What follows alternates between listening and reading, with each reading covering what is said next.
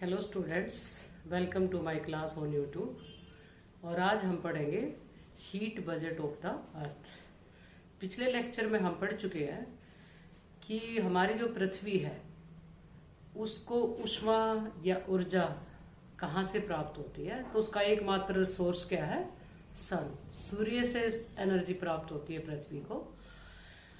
सूर्य से जो एनर्जी पृथ्वी प्राप्त करती है लघु तरंगों के रूप में, उसको फिर दोबारा वापस लॉन्ग वेव रेडिएशन के रूप में, या हम ये कह सकते हैं री रेडिएशन, या उसको ग्राउंड रेडिएशन कह लो, के रूप में दोबारा वापस छोड़ देती है।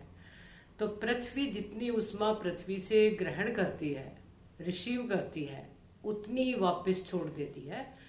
इसीलिए पृथ्वी का जो तापमान है, एवरेज टेम्परेचर, वो बराबर बना रहता है, उतना ही रहता है, चेंज नहीं होता।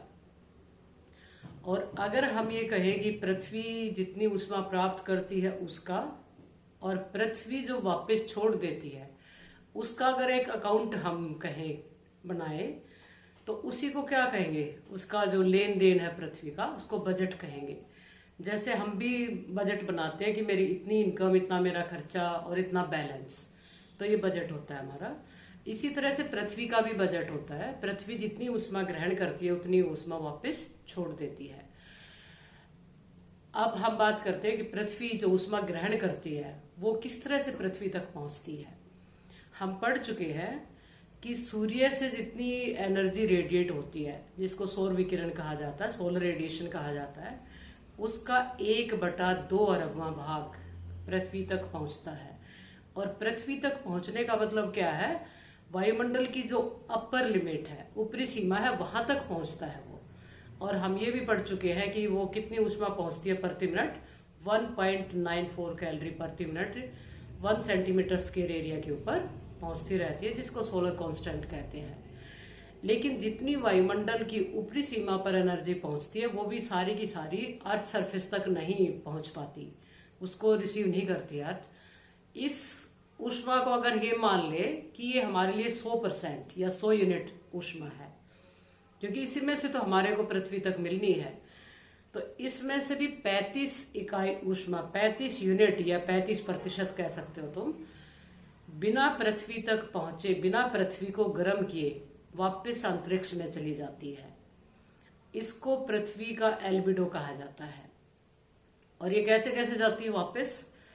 6 यूनिट जो है, जो वायुमंडल में धूल के कण है वो स्कैटर कर देते हैं। स्कैटर मीन्स फैलाव कर देना, ऊष्मा को फैला देते हैं।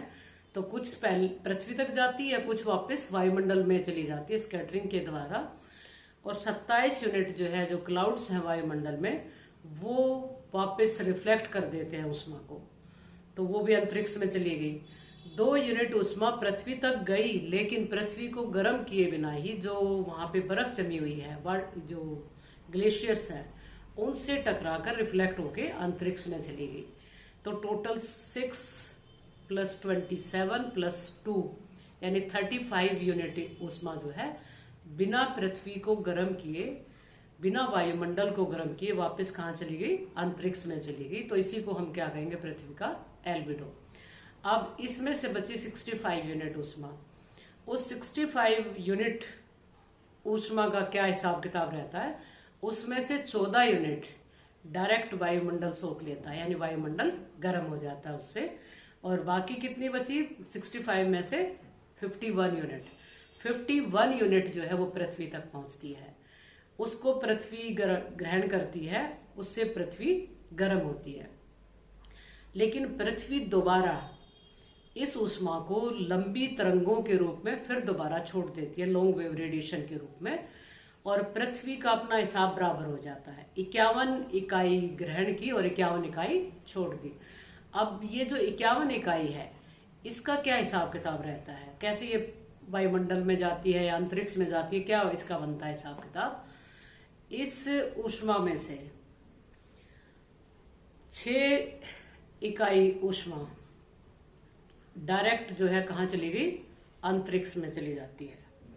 और 9 इकाई जो कन्वेक्शनल करंट है वो पृथ्वी से ग्रहण करके कहाँ ले जाएंगे उसको, वायुमंडल में। और 19 यूनिट ऊष्मा इसमें से कहाँ चली गई, जो लेटेंट हीट है गुप्त ऊष्मा के रूप में, जैसे इवेपोरेशन होता है उसके द्वारा कहाँ पहुंच गई, वो वायुमंडल। और सॉरी, मैंने जो 6 यूनिट बताया था वो 6 नहीं बल्कि कितनी है, वो 17 यूनिट्स है। 17 यूनिट्स इसमें से कहाँ पहुंच गई, वापस अंतरिक्ष में पहुंच जाती है। तो बाकी कितनी बच गई थी, क्या उनमें से 34। और 34 में से क्या हिसाब किताब हुआ, 9 और 19 और 6, तो ये 34 इकाई ऊष्मा कहाँ पहुंच गई, वायुमंडल में पहुंच जाती है।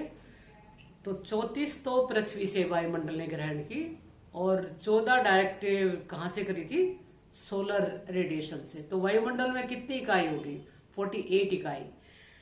और इसमें से 48 प्लस 17 जो डायरेक्ट पृथ्वी ने कहाँ भेज दी, अंतरिक्ष में चली गई।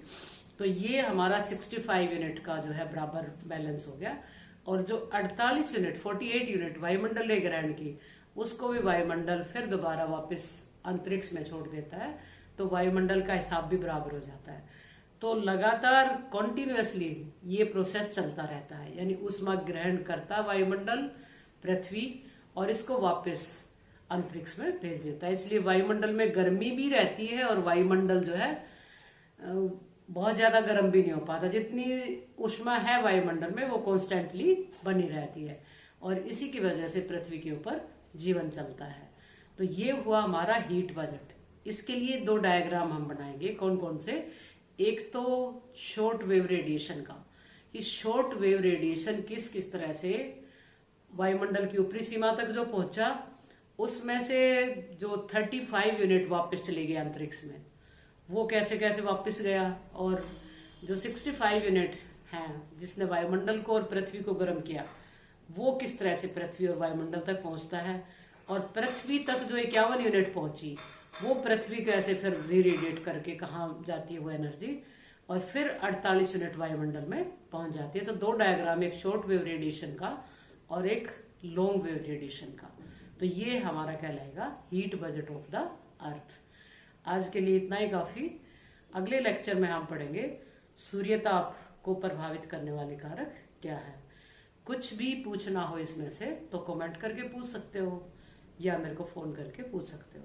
Thank you so much.